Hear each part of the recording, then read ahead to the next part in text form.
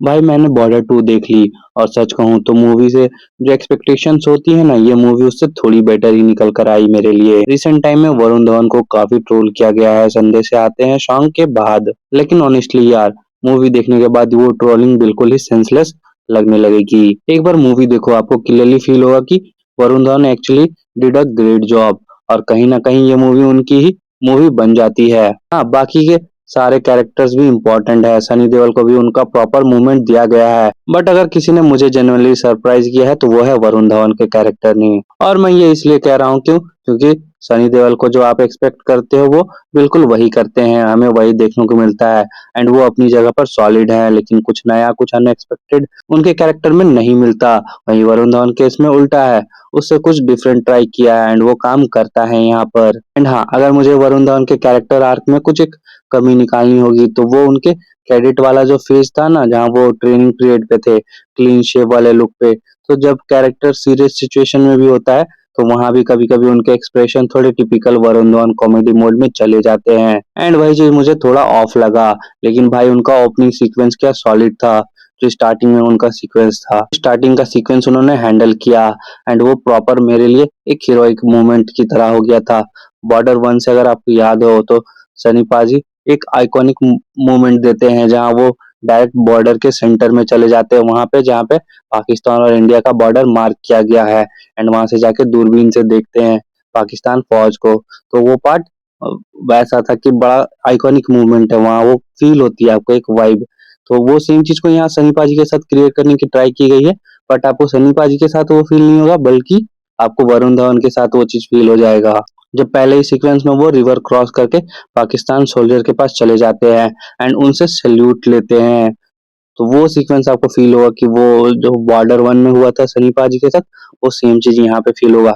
मुझे तो वो फील हुआ एंड फिर बदले में वो एज अ रिस्पेक्ट सैल्यूट सामने से भी करते हैं, वो चीज भी काफी जेन्युइनली अच्छा लगा। आपको सैम बहादुर में मूवी में याद होगा कि वो जो पनिशमेंट देता है सैल्यूट करने वाला, तो सैम बहादुर भी उस कैरेक्टर को पनिशमेंट देते हैं कि भाई तुम भी सामने से करो, क्योंकि हर एक सैल्यूट के बदले एक सैल्यूट। तो वो पार्ट मुझे सही लगा, मुझे वो याद आ गया। ओवरऑल जहां भी वरुण धवन एक्ट किए हैं मुझे पर्सनली वो पसंद आया है, बस वो कैडेट वाला पार्ट छोड़कर। ओवरऑल मेरे लिए वरुण धवन मूवी का बिगेस्ट प्लस पॉइंट रहा है। सेकेंडली मेरे लिए दिलजीत रहे हैं। बंदा स्क्रीन में आते ही अपनी जगह बना लेता है, चाहे डायलॉग्स हो, बॉडी लैंग्वेज हो या स्क्रीन प्रेजेंस, जो भी सीन में दिलजीत है वो सीन ऑटोमेटिकली थोड़ा बेटर लगने लगता है। एंड जो कैरेक्टर मेरे लिए बिल्कुल काम नहीं करता है वो है अयान शेट्टी का। ऑनेस्टली लगा जैसे कि इस रोल को सिर्फ सुनील शेट्टी के नॉस्टैल्जिया पर बेचा जा रहा है, ना दिलजीत के साथ केमिस्ट्री फील होती है, ना ही कोई इमोशनल इम्पैक्ट फील होता है वहाँ स्टार्टिंग कैडेट वाले सीन में, मैं कह रहा हूँ। एंड उनकी फ्रेंडशिप कुछ ज्यादा फील नहीं होती है एंड एंडिंग मोमेंट भी बहुत फ्लैट फील होता है, बस वो नॉस्टैल्जिया फैक्टर वहाँ पे ऐड करने की डाली गई है, तो वो मुझे जमा नहीं। एंड अगेन मैं सनी देओल के लिए वही कहना चाहूंगा कि आप जो एक्सपेक्ट करते हो उनसे वहाँ वही मिलेगा, वो अपनी जगह ठीक है, उनका प्रेजेंस स्ट्रांग है, लेकिन सरप्राइज फैक्टर मुझे कुछ भी फील नहीं हुआ। वहीं प्रोडक्शन साइड पे एक चीज जो मुझे काफी बॉदर कर गया वो है वॉरशिप वाला सीक्वेंस।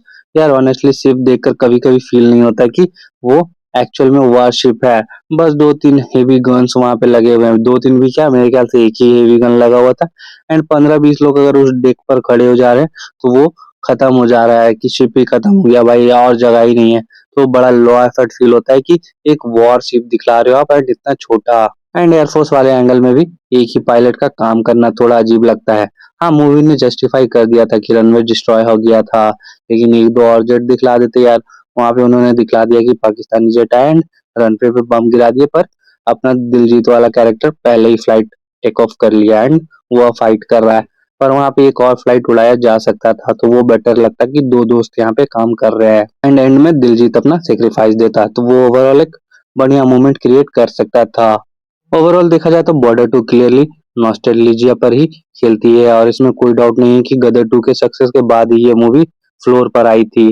पर हाँ, मूवी अपने कैरेक्टर्स की स्टोरी पर भी फोकस करती है, फिर जाकर वार दिखाती है, तो जो कि मुझे पर्सनली सही लगा। पहले हाफ में इन्होंने अपनी स्टोरी सेटअप की एंड दूसरे हाफ में वार वाले सीक्वेंसेस दिखाए गए। बस एक चीज की कमी मुझे और महसूस होती है कि इन्होंने बॉर्डर 1 से एक प्रॉपर कनेक्शन स्टैब्लिश नहीं हो पाया। सनी देओल के कैरेक्टर को थोड़ा और स्मार्टली कनेक्ट किया जा सकता था, उन्हें ट्विन ब्रदर्स दिखाया जा सकता था जो कि डायरेक्टेड रिलेटेड थे, या फिर कुछ भी और दिखलाया जा सकता था। लेकिन उन्होंने वो पार्ट करना ही नहीं चाहा। अब ऐसा तो है नहीं कि वहाँ से जो बॉर्डर 1 में हमने जो कहानी देखी थी वहाँ से वो कैरेक्टर उठकर यहाँ आ गया, तो डिफरेंट कैरेक्टर्स हैं, तो सेम फेस के साथ तो वो ट्विन्स वाला कैरेक्टर खेल सकते थे आराम से इजीली। ओवरऑल बोलूँ तो वरुण धवन का काम आपको जेन्युइनली सरप्राइज करेगा। सनी देओल से आप वही उम्मीद रखो जो रखते हो। दिलजीत आपको खुश कर देंगे एंड आहान शेट्टी से ज़्यादा एक्सपेक्टेशन मत रखना। वो बहुत लो मिनिमम एफर्ट वाला काम उनका फील होता है। स्टोरी कैरेक्टर्स पर ज़्यादा फोकस करती है एंड वॉर बाद में आता है। तो हाँ, ये मेरे लिए अच्छा लगा क्योंकि फर्स्ट हाफ मेरे लिए वर्क करता है, ऐसा नहीं कि मुझे बोर किया। वो मुझे मूवी अच्छी लगी एंड लास्ट के वॉर सीक्वेंस भी मुझे अच्छे लगे जो भी वरुण धवन वाले थे वो तो एक्चुअल में काफ़ी अच्छे थे। हाँ, ओवरऑल मुझे अच्छा लगा।